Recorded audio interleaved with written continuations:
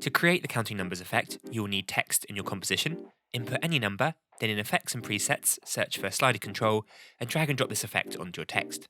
In your text options, navigate to Text, Source Text, and whilst holding Option, left-click on the stopwatch to open the expression menu. Now navigate and open the Slider Control, and then left-click on the pick whip in the source text and drag this onto your slider option. This will now put the slider in control of the value that your text displays. Before moving further, you may want to round up the numbers displayed to remove any long decimal points that After Effects might show. To do this, in the expression, add Math.round and an open bracket before effect, and then a closed bracket after the whole expression. Be aware you'll need to get this expression text exactly right for the effect to work. We'll include the expression in the link below so you can copy and paste this into the expression window. You can now set keyframes to control the values that the numbers count from and to, and increase or decrease the distance between the keyframes to adjust how quickly they count up.